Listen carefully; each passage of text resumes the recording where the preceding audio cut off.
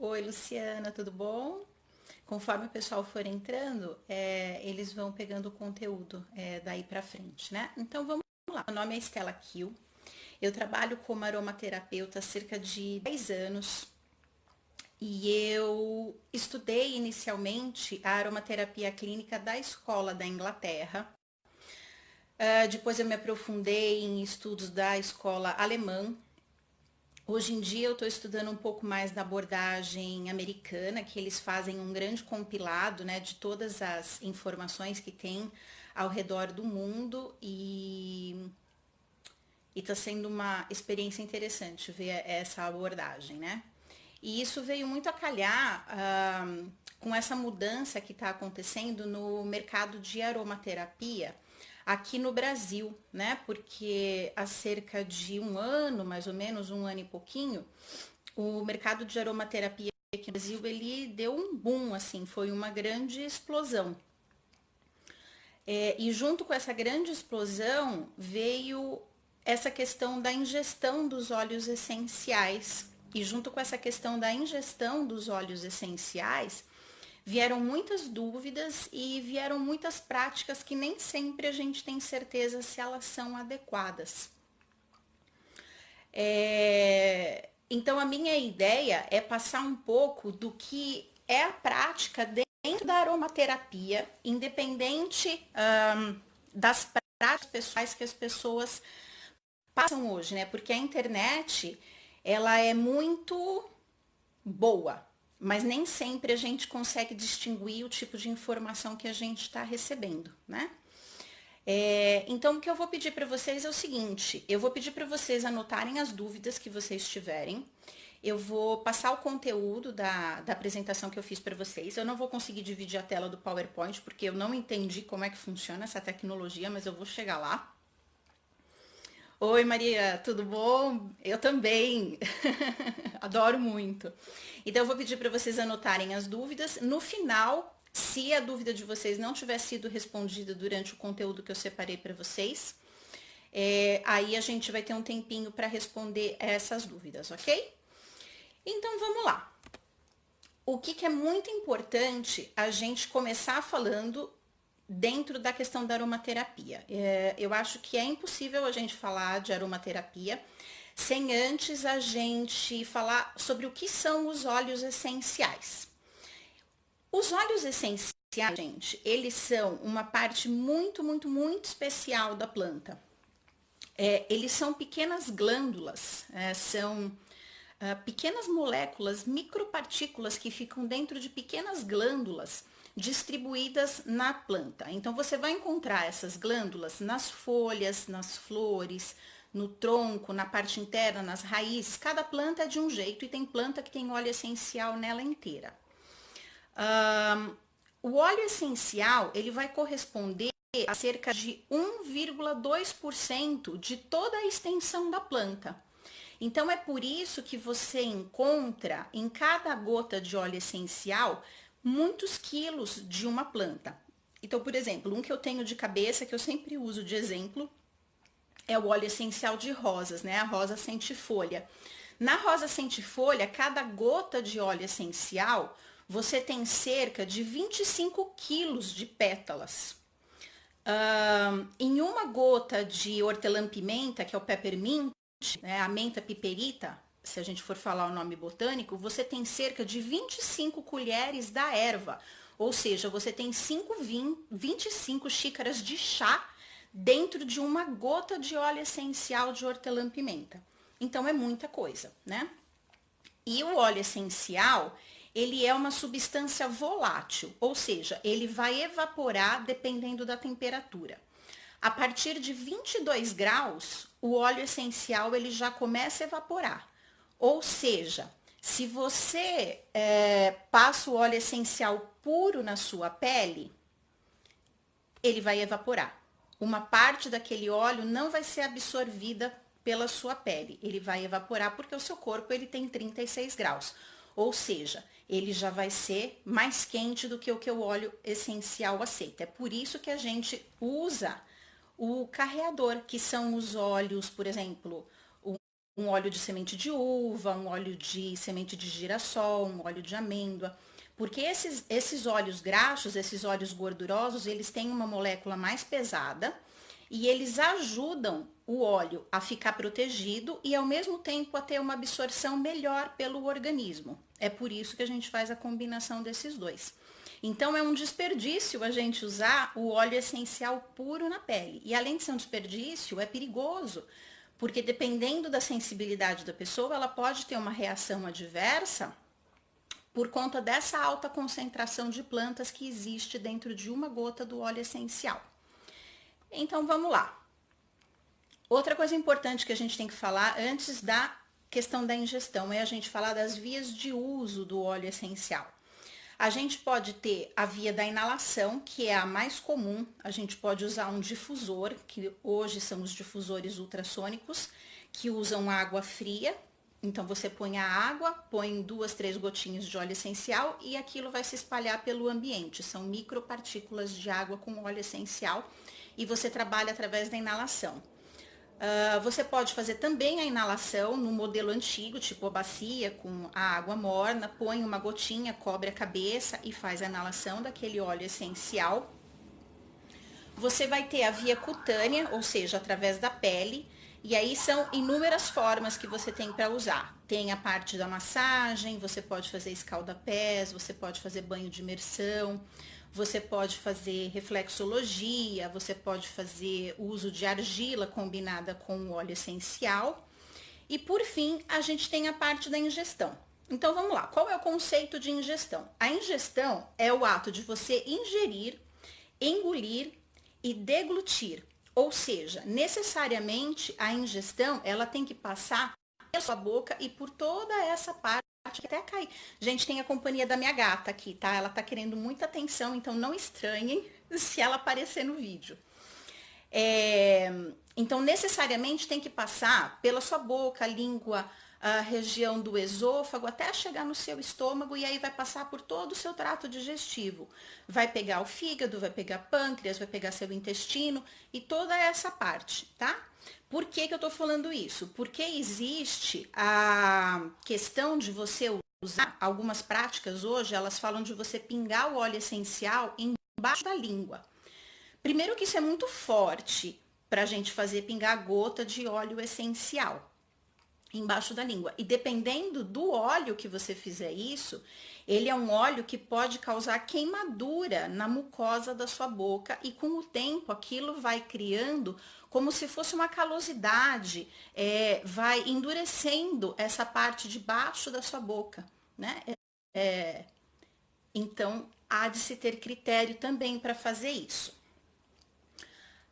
Normalmente a ingestão terapêutica de óleos essenciais, ela é feita através de cápsulas. Então há uma preparação, você tem que ter a cápsula que é adequada, se ela vai ser uma cápsula que vai ser digerida no seu estômago ou uma cápsula que vai ser digerida no intestino.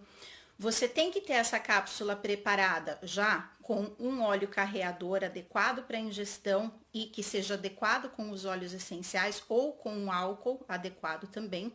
E tem que ter a dosagem correta, né? Aí aqui a gente começa a entrar nos pormenores da questão da ingestão. Então aqui foi a definição. Falando depois da definição, o que é muito importante falar é da legislação, gente. Como que funciona a legislação para óleo essencial no Brasil? Os óleos essenciais aqui no Brasil, eles são classificados como cosméticos, ou seja, eles entram como base para a indústria da perfumaria, né? Perfumaria e cosmético. E a Anvisa é que é o órgão responsável por essa fiscalização. Ou seja, a Anvisa, ela não proíbe ninguém de consumir um cosmético. Assim como você tem no supermercado alimentos que têm glúten, você pode ser uma pessoa alérgica a glúten, ninguém vai te proibir de consumir aquilo, ok? Então, é essa base de comparação.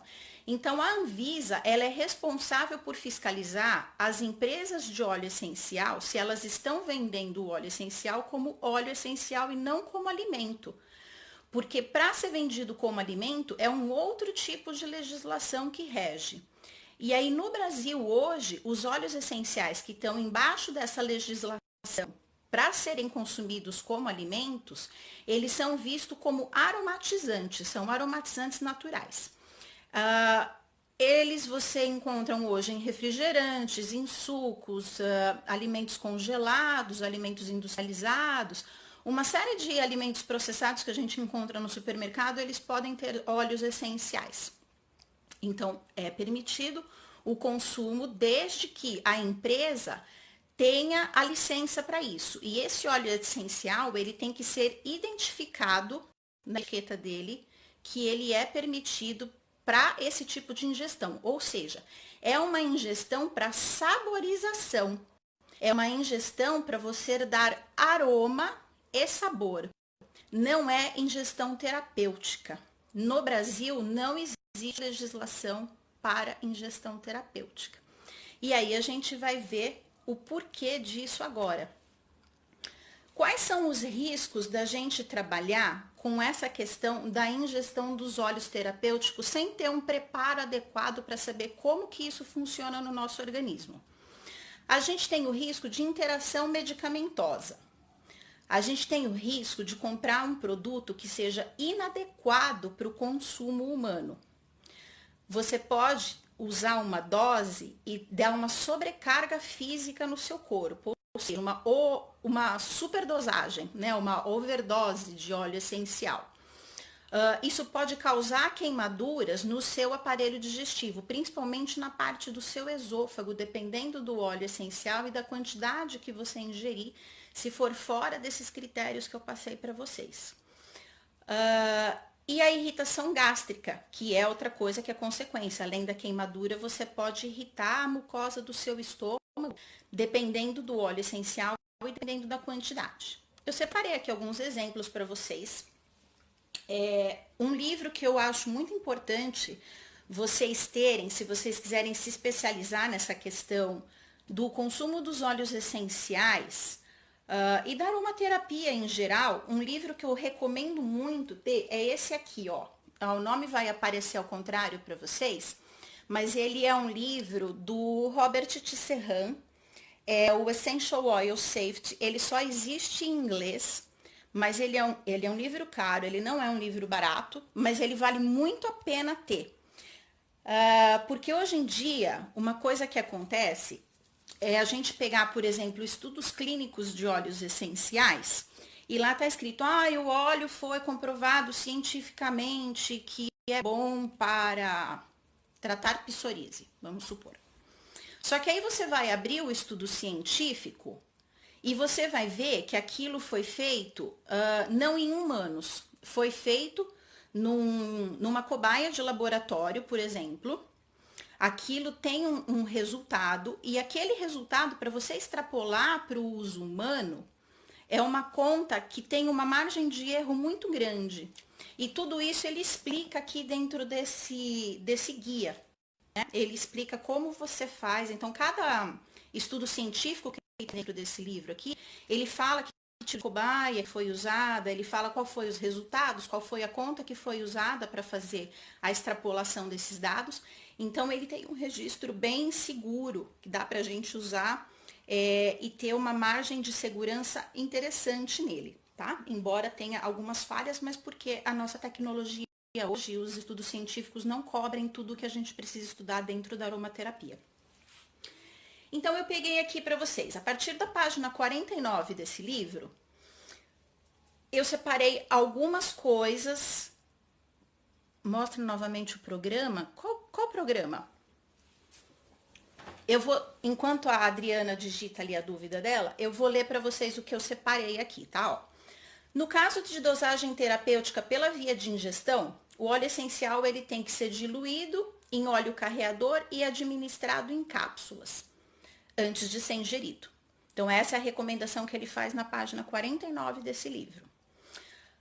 Outra coisa que ele avisa, os óleos essenciais, eles têm potencial de causar náusea, vômito e a presença de alimentos, por exemplo, se você come alguma coisa e depois você ingere um óleo essencial, A gente não sabe como que esse óleo essencial, ele transita no seu organismo juntamente com esse alimento que está sendo digerido.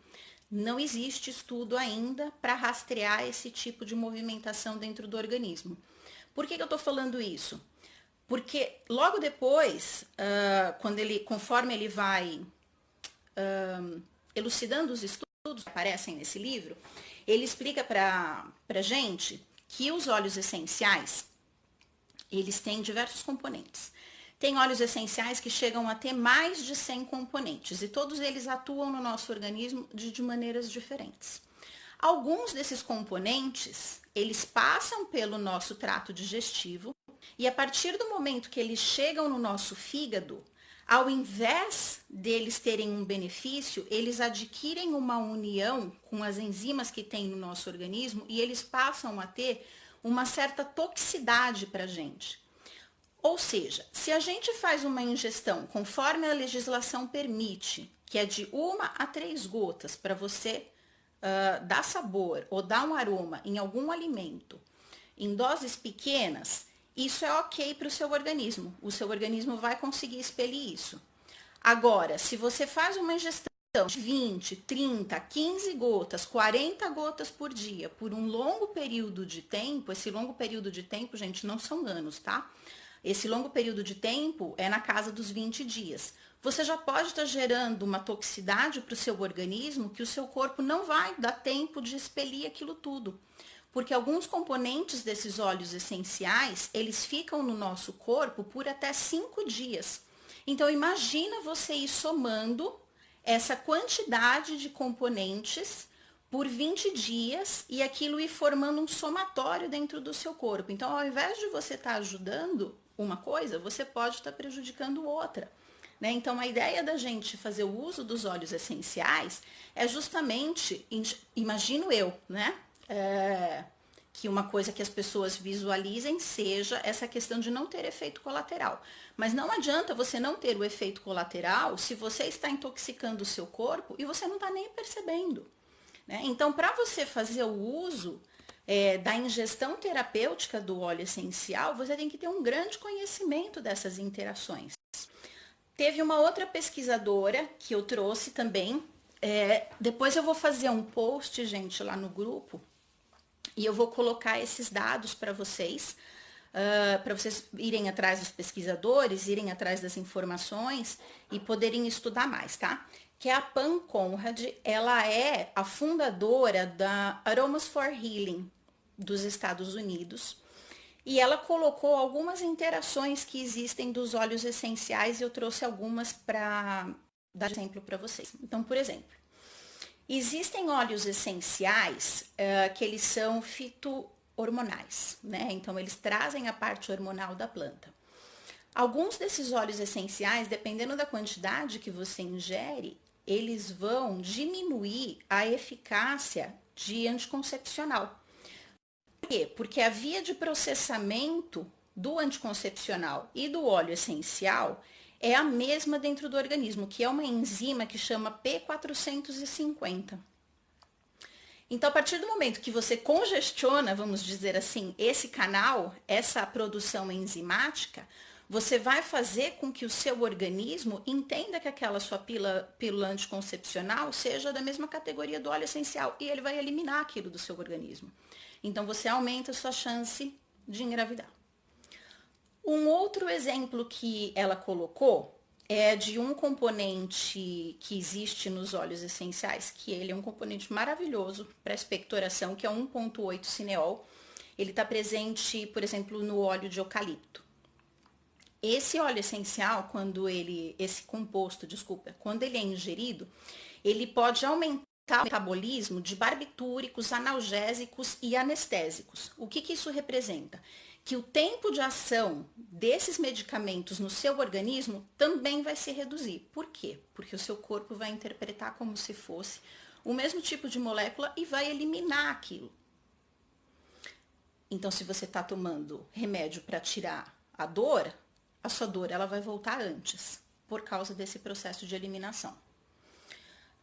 Aqui ela colocou um terceiro exemplo, que é o exemplo do hortelã-pimenta. O hortelã-pimenta, se você usa ele em pessoas que sofreram cirurgia cardíaca há pouco tempo, ele pode aumentar a arritmia do coração nessas pessoas. Ou seja, lembra que eu falei lá no começo que uma gota de óleo essencial de hortelã-pimenta corresponde a 25 xícaras de chá dessa erva? Então, ninguém na sua sã consciência vai tomar 25 xícaras de chá de hortelã-pimenta num dia, gente. Isso também vale para o alecrim, né? O alecrim, ele também tem essa propriedade de aumentar o batimento cardíaco, tanto que a gente tem algumas restrições se a pessoa sofre de pressão alta para usar o óleo essencial de alecrim. Então, essas são algumas das interações que existem, que eu trouxe para vocês de exemplo. Aí, eu queria comentar com vocês uma outra coisa de uma experiência que eu tive há uns anos atrás. Eu já estudava aromaterapia há um bom tempo. Eu não estudava essa parte de ingestão ainda, né? Eu fazia muito estudo da parte tópica. E nessa época, eu tinha uma clínica. E eu lembro que uma vez, o nome da autora é Pam Conrad, da Aromas for Healing. E eu vou colocar depois os dados num post lá no grupo, tá bom, gente? Então, e eu tava selecionando alguns produtos para colocar para vender ali na loja, né? Porque a gente tinha uma loja junto com a clínica. E eu lembro que uma pessoa foi oferecer pra gente essa parte de óleos essenciais. E aí a gente serviu café, né? Tava ali os funcionários, foi essa pessoa mostrar os produtos pra gente, a gente serviu café para essa pessoa.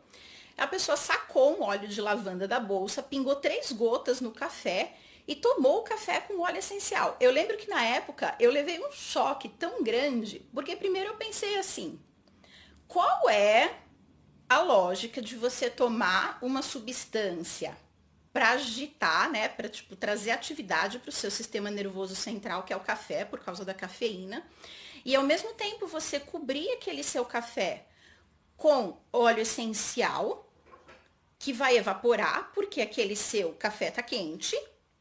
Então, o óleo essencial, boa parte dele vai evaporar.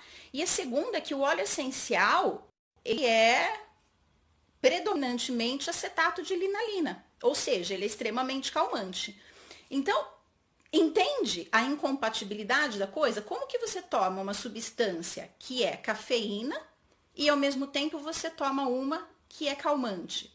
Então, são essas coisas que a gente tem que tomar muito cuidado na hora de fazer ingestão, porque quando você fala de ingestão de óleo essencial, parece muito bacana, parece muito legal, nossa, que legal, é perfumado, vai dar gostinho, vai dar o cheiro, mas, gente, a partir do momento que você deixa de usar os óleos essenciais pela inalação e pela via cutânea, ele deixa de ser uma terapia complementar e ele passa a ser uma via farmacológica. Então, se você vai fazer um uso de via farmacológica, você tem que saber prezar os prós e os contras das interações que aquela substância vai ter no seu organismo, tá?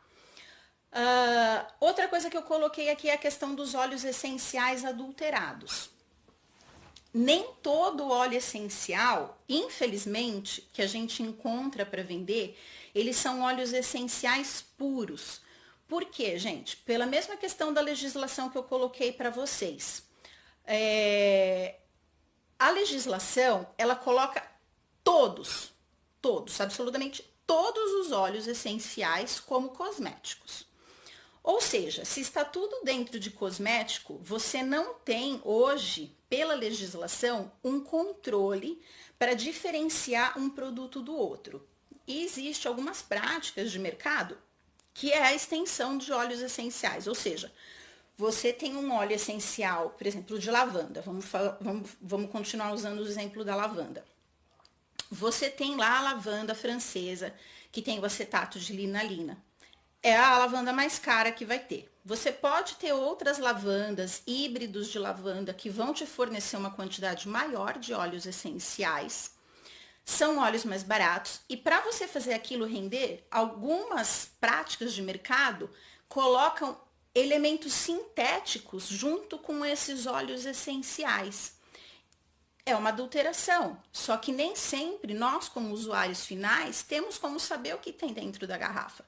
Existem exames que dá para você fazer? Existem testes? Existem, só que a gente não tem como ter acesso a esses testes. Eu vi até um dia desses aqui no grupo alguém falando sobre a cromatografia. Ok, muito legal que a gente tenha cromatografia, mas a gente sabe ler isso, né? E a partir do momento que você sabe ler, como é que a gente sabe que veio realmente daquele lote? Então tem uma série de brechas dentro do processo hoje, desde a produção do óleo essencial até o momento que ele chega para a gente, que infelizmente a gente ainda não tem brecha de segurança dentro desse processo, né? Então, a compra de um óleo inadequado, ela também pode ser impactante nessa questão da ingestão, porque a gente não tem certeza do que a gente está ingerindo, né? Vai depender da sua confiança com o fornecedor. Tem fornecedores muito bons aqui no Brasil, fornecedores de fora do Brasil também, mas mesmo assim, por parâmetro de segurança, cair nessa questão da legislação continua sendo mais importante. A questão do estudo, né? Porque a gente não está falando de uma coisa que é uma moda, a gente está falando na nossa saúde. Né? Então, a partir do momento que a gente está falando da nossa saúde e da saúde das pessoas que a gente vai atender, a carga de responsabilidade que a gente tem é muito grande. Então, eu, como aromaterapeuta, vocês, como aromaterapeutas, vocês podem saber comprar esses óleos essenciais, mas você indica para o seu paciente. Como é que você pode ter certeza que o seu paciente vai comprar aquele óleo essencial, que ele não vai optar por um óleo essencial mais barato, que talvez seja adulterado? E isso é um ponto que faz parte da nossa responsabilidade também como profissional, né? Eu vou colocar lá para vocês também. Eu tô muito chateada que eu não tô conseguindo dividir a tela, gente.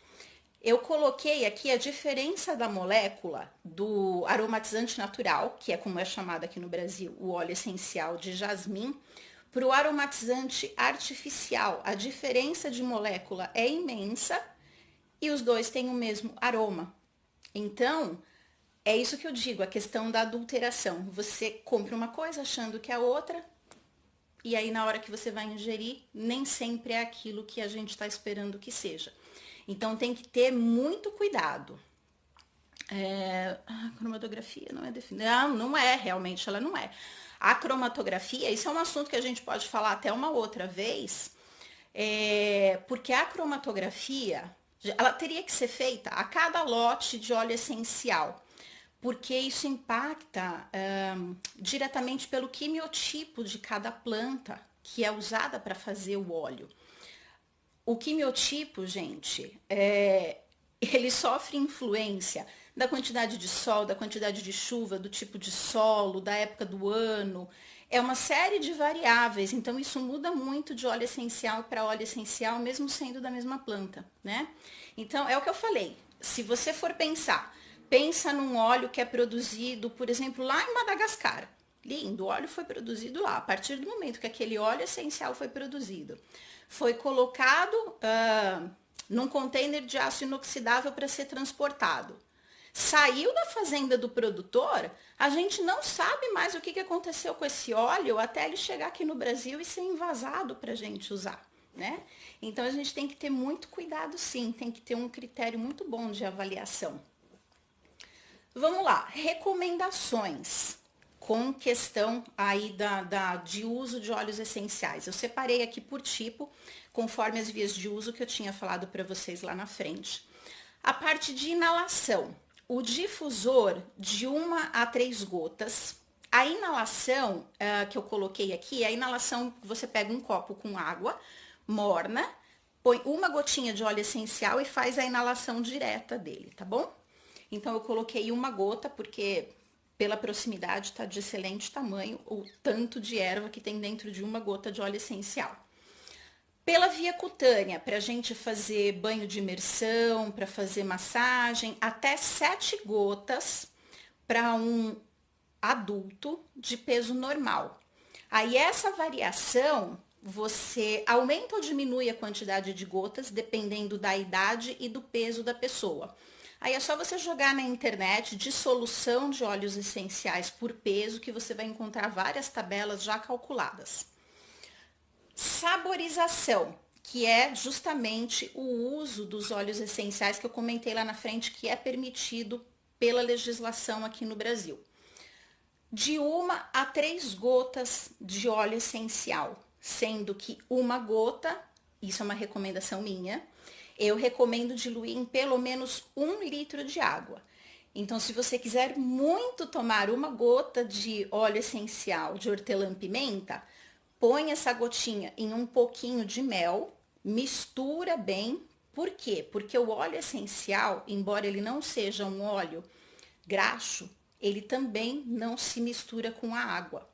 Então, você mistura ele um pouquinho de mel e põe em 1 litro de água.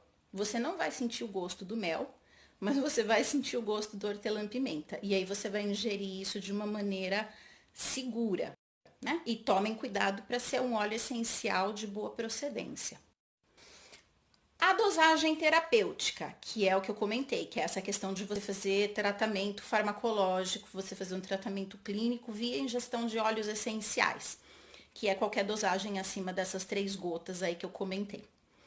Somente profissional qualificado, que entende essas interações medicamentosas, que vai saber fazer uma avaliação do seu quadro, vai saber quais são os princípios ativos dos remédios que você está tomando e vai saber como que o óleo essencial vai trabalhar com esses medicamentos, gente.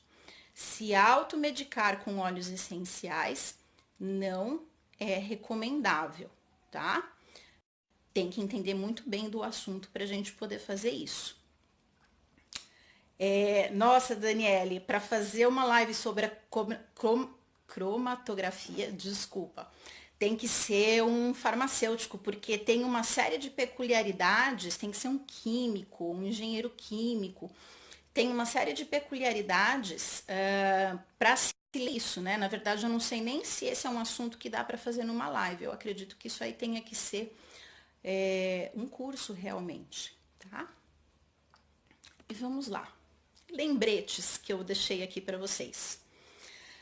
Muito importante, a diferença entre um remédio e o veneno, gente, é sempre a dosagem. Então, cuidado. Não sabe como que a coisa interage no seu organismo, não sabe se aquilo vai agir com algum medicamento que você está tomando. Para você não saber se não vai acontecer igual a história do café com a lavanda, né? Imagina você fazendo isso com o remédio que você toma e o óleo essencial. Imagina, né? Então, cuidado. Diferença entre o veneno e o remédio vai ser a dosagem e o como você está usando isso. Outra coisa que é importante a gente desmistificar. Não é porque é natural que não pode fazer mal. Pode sim. E isso eu gosto muito de estudar a parte de fitoterapia e uso das ervas com os índios, né? Porque eles são os grandes detentores desses saberes antigos que a gente está tentando hoje em dia resgatar. E eles próprios falam, você nunca usa uma erva se você não estiver necessitando dela, né? E se você for usar, você usa por aquilo por 20 dias, 25 dias e depois você para, você troca, para você não sobrecarregar o seu organismo. Então é critério, a gente tem que ter bom senso para tudo. Se você for pensar, né, eu dei esse exemplo aí do óleo essencial de Madagascar. Vamos lá, gente. Eu fiz economia na faculdade e uma coisa que eu gosto muito é de pensar no processo produtivo que as coisas passam até chegar para a gente. Então vamos lá. Vamos pensar lá naquele óleo essencial que foi produzido em Madagascar. Plantaram a semente, aquilo demorou meses para crescer. Tiveram pessoas que colheram aquelas plantas. Aquilo foi trabalhado para colocar na destilação. Aquilo passou um tempo destilando. Tem processo que demora 1 hora de destilação e tem outros processos que demoram 2, 3 dias, né? Passou um tempo aquilo na destilação. Depois que aquilo foi destilado, aquilo foi colocado num container para ser transportado. Aquilo foi, sei lá, que tipo de estrada que isso percorreu até chegar num aeroporto, até chegar num porto, até chegar num meio de transporte. Passou por todo o transporte até chegar no país de destino.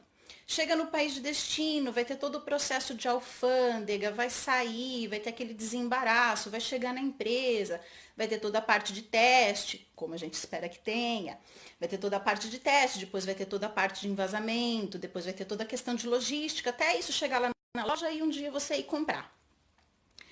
Então, gente, olha o trabalho que existe para uma garrafinha de óleo essencial chegar até a gente.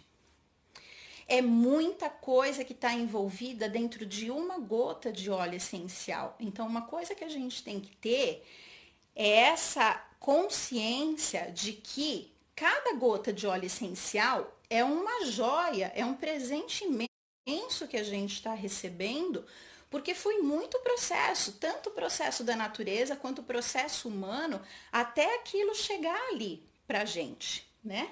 Então, há de se ter muito respeito, a gente tem que saber trabalhar com as coisas que chegam para a gente. E isso vem para a terceira parte que eu coloquei aqui, que a responsabilidade no consumo, ela é uma responsabilidade ambiental, porque um óleo essencial, ele não é uma commodity, não é uma coisa que é produzida em grande escala. Cada óleo essencial que é bem produzido, um óleo essencial de aromaterapia clínica, que passou por todos os critérios, que não tem adulteração, aquilo é muito especial. Então a gente não usa isso desperdiçando como se fosse alguma coisa que é produzida em larga escala, que custa pouco, que não tem tantas particularidades e tantas peculiaridades na produção, né? Então, cada vez que você for usar o seu óleo essencial, tenta lembrar de tudo isso, né? Tenta lembrar desse carinho e de todo esse trabalho que às vezes demora anos para um óleo essencial ser produzido e chegar até você, né? Um exemplo disso é, por exemplo, um óleo de sândalo. Um óleo de sândalo, ele só pode ser produzido depois que a árvore tem mais de 30 anos de existência. E para aquele óleo essencial chegar até a gente, aquela árvore ela é inteira cortada, porque eles cortam a árvore, eles vão fatiar todo o tronco para poder destilar o que tem dentro do tronco. Então você imagina, cada gota de óleo essencial de sândalo tem no mínimo 30 anos de vida daquela árvore até chegar a gente. Então não é para a gente consumir como se fosse alguma coisa que não vale nada. E não é só pelo preço, né? É porque o óleo de sândalo ele é caro, mas é por muito mais que existe ali. E antes, gente, de vocês empreenderem qualquer coisa, estudem autores que já são renomados, estudem pesquisadores da área, porque é o que eu falei, a internet é muito boa, mas hoje tem muita gente que conhece aromaterapia há poucos meses e sai divulgando receitas, sai divulgando formulazinhas de uso, e a gente não sabe como que esses produtos exatamente interagem entre eles, né? Dentro da aromaterapia, uma coisa que eu gosto de falar é que o menos é mais. Então, se você usar um óleo essencial, ele vai ser pontual naquele funcionamento dele, porque assim, já são 100 tipos químicos que existe dentro de um óleo essencial. Então, não tem necessidade de você misturar 7, 8, 9, 10 óleos essenciais, né? O que isso vai virar no seu organismo, né? Então, é critério, é ter bom senso, é a gente pensar na consequência que aquilo pode ter para o nosso organismo, gente. Então, vamos lá. Eu falei que eu ia abrir um tempo para perguntas. Quem quiser colocar perguntas agora, pode mandar, gente. Fez um tratamento, tá? Diluía uma gota de parou, a mel colocava na minha garrafa. Exatamente, foi o que eu falei mesmo, Thaís. No mel, você dilui isso no mel, coloca na água e aí você pode tomar em 1 litro e pouco de água por dia. É exatamente essa forma de trabalhar assim. Obrigada, Cristiane. Eu lembro que alguém tinha feito uma outra pergunta, gente. Eu não sei se eu consigo voltar aqui. Eu gostaria de ler e estudar sobre os quimiotipos. O que você indica para lermos? Então, essa parte dos quimiotipos, Adriana, menina, tem uma leitura extensa, mas ela é mais voltada para a parte da fitoterapia. você tem que ir atrás, ou da parte química, né? Por isso que eu falei da fitoterapia dentro da parte química, porque aí eles vão explicar essa parte do solo, a parte, por exemplo, o tomilho, ele é um óleo essencial que a gente tem o tomilho vermelho e tem o tomilho branco, né? O tomilho branco, ele é o que nasce em altitudes menores. Então, desculpa, ao contrário. Quanto mais baixa a altitude, mais agressivo ele vai ser. E quanto mais alta a altitude, mais ameno ele vai ser, que vai ser o tomilho linalol. Isso é o quimiotipo. Então, a altitude que essa mesma planta existe altera o principal constituinte químico daquele óleo essencial. Quando existe diferença, alguns fornecedores eles indicam na embalagem. Então, por exemplo, você pode, no caso do tomilho, você vai encontrar lá tomilho e ele vai escrever CT linalol, né? Aí você tem que saber qual que você quer, você tem que saber qual é a propriedade química que você está precisando para você saber como comprar. Então é estudo tanto da fitoterapia quanto estudo avançado da parte química de aromaterapia, Adriana, que você vai ter mais informações sobre isso. Tá, da cromatografia a gente já passou. O Robert Tisserand, sim, é o autor. Para quem não estava aí, gente, viu, é o autor desse livro aqui, ó, junto com o Rodney Young, que é o cientista que conduziu os estudos. Vamos ver. Então, aqui, gente, sempre existe essa pergunta da questão das marcas, né? Eu não tenho como indicar as marcas, porque eu acho que cada um tem que testar as marcas que existem e encontrar aquilo que é bom para você. Mas olhem sempre a questão do preço, façam um teste dos óleos essenciais, um teste legal que vocês podem fazer é pegar o óleo essencial e pingar num filtro desses de café. Se o óleo essencial desaparecer completamente, não ficar nenhuma marquinha, aquele óleo essencial é puro. Se ficar com marca, é porque teve acréscimo de produto sintético, ok? Esse é um dos testes, tem outros, tem testes que eu dou em grupo também para nos cursos, aí são testes mais longos que a gente faz junto. Tá aqui, que mais? Isso, a Pan Conrad. Tá. Sobre congestionamento de moléculas nas enzimas, é apenas com ingestão ou inalação direta ou indireta, o tópico que também cai na corrente sanguínea. Então, Daniele, essa pergunta que você fez é muito bacana. Não acontece. Esse congestionamento de enzimas é só para ingestão mesmo. Então, assim, de todos os usos que eu coloquei, o que o seu organismo mais vai aproveitar é a inalação. Então, tenham um difusor, usem bastante o difusor de vocês.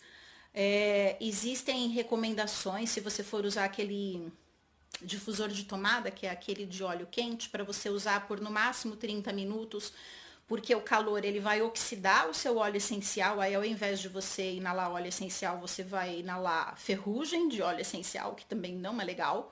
Então, deem preferência para o difusor de água fria. E eles não, tanto a via cutânea quanto a via olfativa não vai ter esse congestionamento de fígado e pâncreas e das outras enzimas digestivas que a gente tem, tá? Esse processo ele acontece só na ingestão. Que mais? O nome da autora eu vou colocar lá no grupo. Tá? Essa parte de tratamento de quadros clínicos, gente, não é o tema hoje. E para fazer tratamento, a gente tem que fazer a avaliação do quadro completo, tá? Então, não tem como eu indicar o que a pessoa pode usar para se tratar aqui hoje.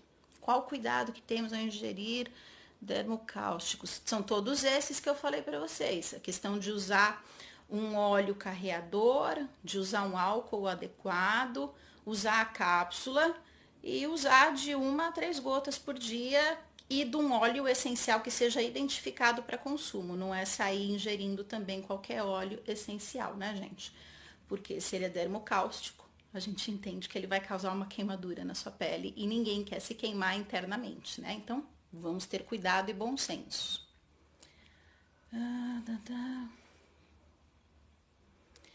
Gente, tem mais alguma pergunta aqui? Vamos ver, vamos voltar aqui para baixo. Eu tô tentando me entender, tá, gente, aqui com a tecnologia. Thaís. Tá. Sim, quais são os melhores autores? Gente, autor de aromaterapia. Vamos lá. Robert T. Serran, Shirley Price. Deixa eu ver agora de cabeça se eu lembro de mais alguém. Me dá um segundo que eu vou pegar o livro ali.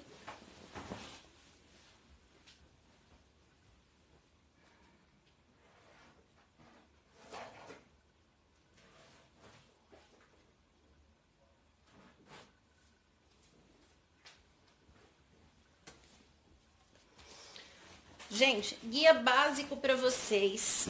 Não vai falar sobre ingestão, mas ele dá uma boa base para a gente começar a usar óleos essenciais. É esse livro da Joanne Roar, que é esse daqui, ó. Ele é traduzido para o português. É o Guia Completo de Aromaterapia. Ele, na verdade, ele é meio que cópia de um livro em inglês que é muito antigo, que não tem mais a edição dele. Vocês podem também ir atrás da Shirley Price e do Len Price, que eles são grandes pesquisadores. Eles vieram lá do tempo do Robert T. Serran, lá do começo, de quando começaram os estudos de aromaterapia clínica. Tem material muito bacana do Gary Young, também nos Estados Unidos, da Pam Conrad. Eu vou deixar uma lista para vocês de pessoas que vocês podem pesquisar. A maioria não é aqui do Brasil. Não sei se tem tradução, mas pela internet vocês conseguem bons materiais e vocês conseguem traduzir direto online, tá? Daniele, quero saber sobre a ingestão de óleo essencial dermocáustico, como ele age dentro do organismo tomando cápsulas. Vai ser essa mesma via, Daniele, não vai ter variação. Essa cápsula ela vai ser digerida no seu estômago. Aquele óleo essencial vai passar pelo processo enzimático de digestão, vai ser absorvido pela sua corrente sanguínea, vai ser absorvido pelo seu fígado, vai passar pelo seu pâncreas, vai passar pelo seu intestino e vai percorrer o mesmo caminho. É o que eu falei, não tem a alteração do processo de um óleo essencial para o outro. O que vai mudar é o componente que cada um desses óleos tem. Aí a gente teria que ver o componente individual, como que aquele componente reage dentro do seu organismo, para a gente poder dar uma informação precisa. Mas a via de ingestão, ela é igual para todos os óleos essenciais. O que a gente não sabe é que dentro de 100, 150, às vezes 300 componentes, como que cada um individualmente reage no seu organismo. Não tem como a gente mapear desses 150, se são 50, se são 100, que a partir do momento que chega no seu fígado, por exemplo, qual deles podem ter uma dosagem ou uma ligação enzimática que passa a ser tóxica. Então, ele é um estudo muito individual. É por isso que eu falei, tem que ser uma pessoa que entende da parte de farmacologia para poder dar uma informação precisa sobre cada componente, tá bom? Mas, por via de regra, todos eles passam pelo mesmo processo digestivo. A Angelina perguntou se tem uma marca que entrou no Brasil que, através dos consultores, afirma que pode ingerir o óleo essencial. Nesse caso, podemos indicar para os clientes? Então, pode, dentro dessa condição da legislação que eu falei para vocês. A legislação no Brasil, ela permite que a ingestão seja feita simplesmente para dar sabor e aroma nos alimentos. Então, é de 1 a 3 gotas, no máximo, que a gente está indicando para ingestão dentro dessa categoria. Mais do que isso, passa a ser uso farmacológico. Aí só uma pessoa especializada para poder indicar.